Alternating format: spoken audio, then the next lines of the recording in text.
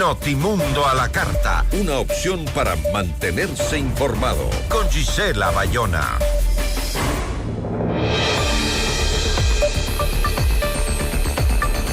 El Tribunal Contencioso Electoral ratifica una multa y la suspensión de los derechos políticos de la vicepresidenta Verónica Abad. La sentencia del Tribunal Contencioso Electoral de segunda instancia fue elaborada por el juez Joaquín Viteri, quien dio la razón en todo lo actuado por el magistrado Guillermo Ortega, suspendiendo así a Verónica Abad por 2 años. Nuestra entrevista de hoy en Notimundo a la carta.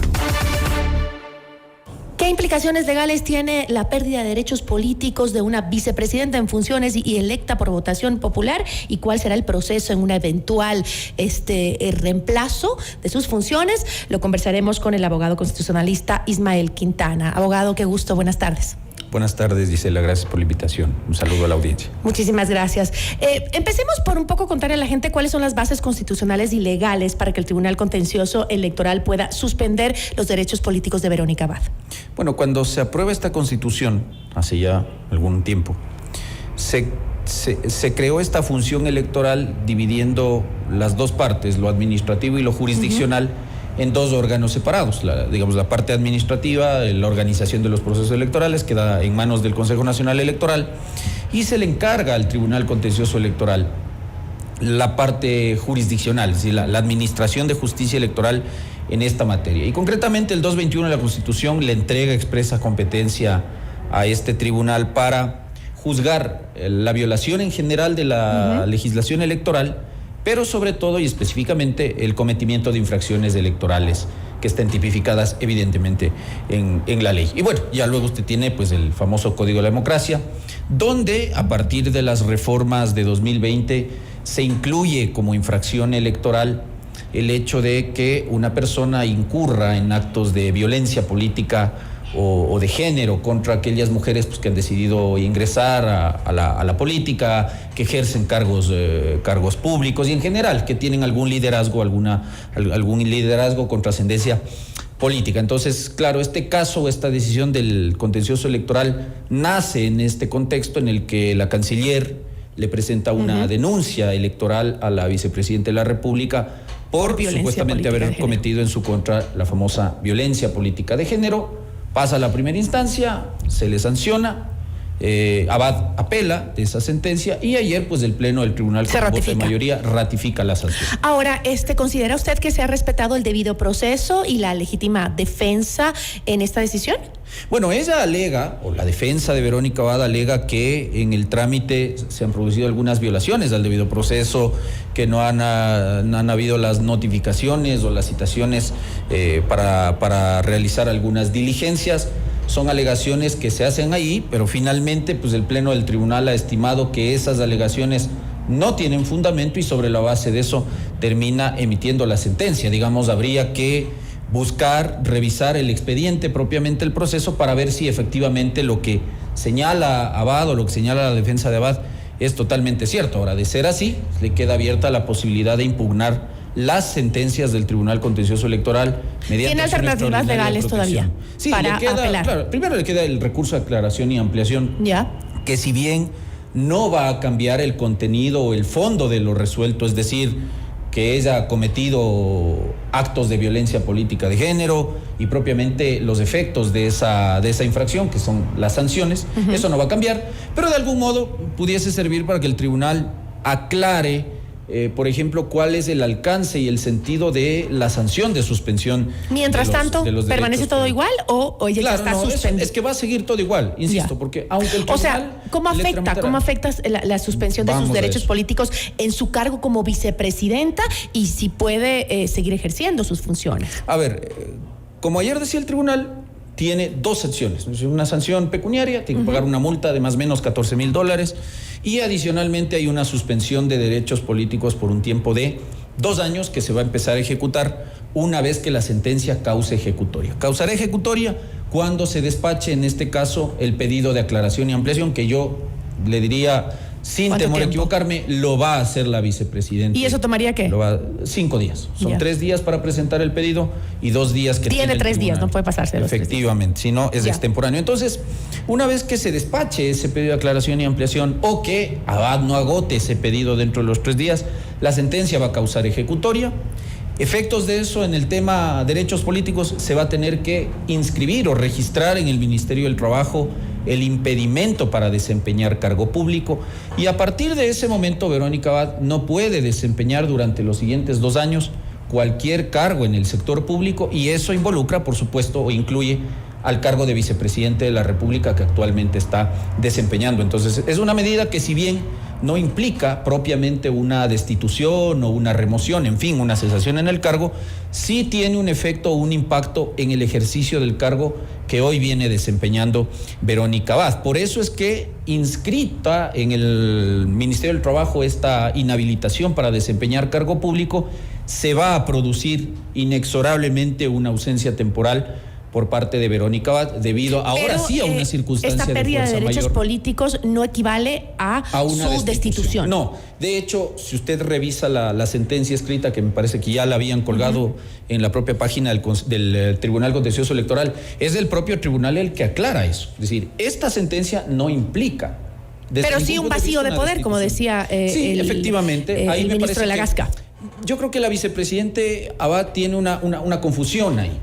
Es decir, si bien ella dice esto no equivale a una destitución, con lo cual yo estoy de acuerdo, pero luego ella sostiene que esta sentencia no podría afectar el ejercicio de este cargo. Es decir, una lectura un tanto ambigua.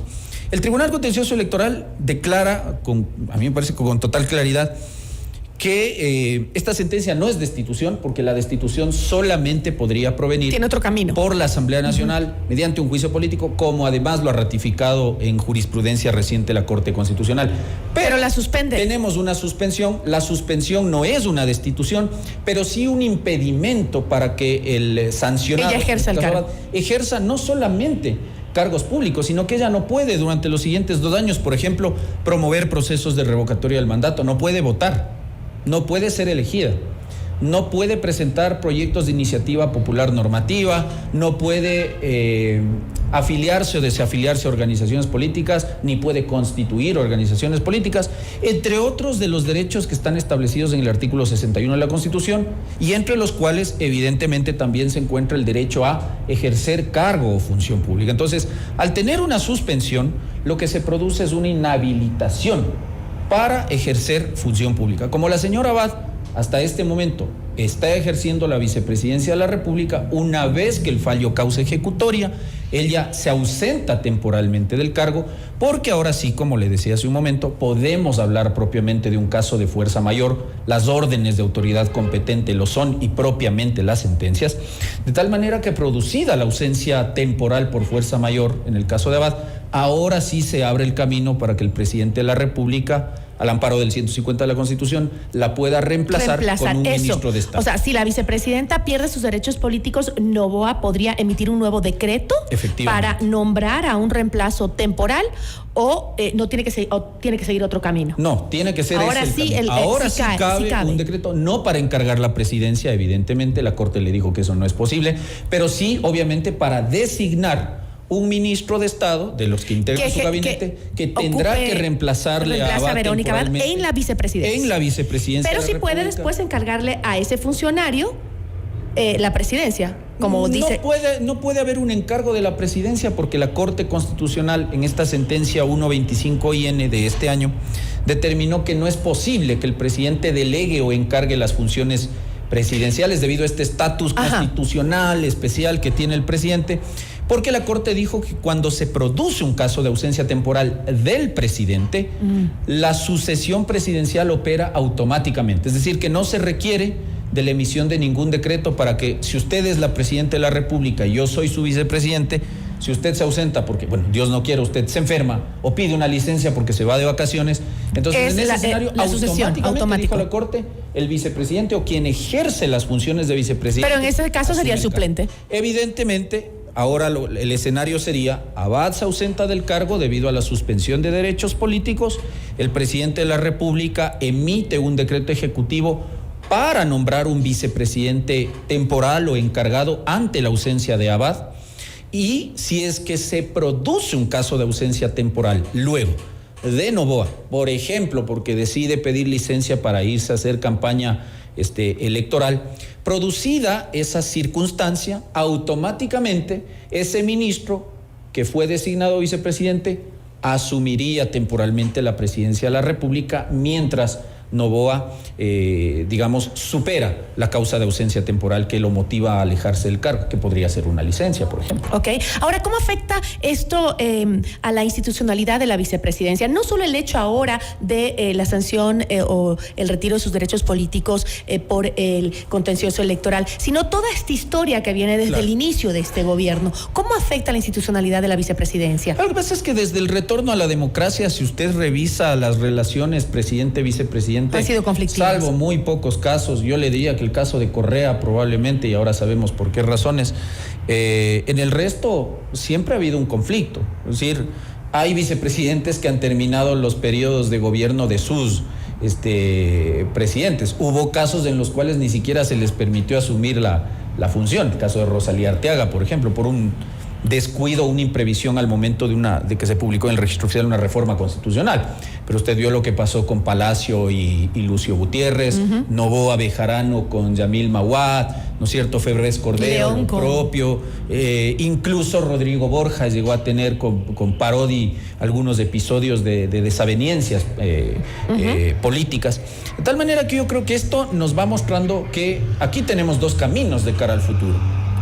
O mantenemos la institución de la vicepresidencia de la República asignándole en la Constitución directamente funciones para que haya de algún modo cierta permanencia, cierta estabilidad, y quien llega como binomio del presidente de la República tenga también la certeza de que las competencias que se le dan están asignadas en la Constitución claras, y no va a terminar convertido, como pasa hoy, en una suerte de ministro sin cartera. Porque claro, por ejemplo, si usted es la presidenta de la República y me nombra a mí su ministro de Salud, vamos, que yo fuese médico. Entonces, claro, el ministro de Salud sabe cuáles son las tareas que más o menos va a tener que desempeñar en ese cargo. Pero cuando uno gana en binomio con el presidente de la vicepresidencia, no sabe qué va a tener que hacer, porque resulta que el diseño que tenemos hoy, que es muy parecido al del año 98, establece que es el presidente el que le asigna las competencias o las atribuciones al vicepresidente. Y desde ahí parte todo esto, porque claro, de repente usted le relega a funciones meramente diplomáticas, o como solemos decir a algunos colegas, los vicepresidentes terminan siendo un florero decorativo en el aparataje de la función ejecutiva, y eso genera estos roces. Entonces, opción 1, mantenemos la figura vicepresidencial, pero fortaleciendo el esquema de competencias, no lo que está pasando ahora. O 2, entramos en un debate serio de si es necesario mantener la figura del vicepresidente, porque vea usted que hay otros regímenes presidencialistas donde usted no tiene la figura de un vicepresidente. O por ejemplo, Chile, la tiene, pero México. no van como binomio. Por ejemplo, va solo el presidente y él elige una vez posesionado ahí como tiene, otro cargo de ministro. Diversidad de modelos, ¿no?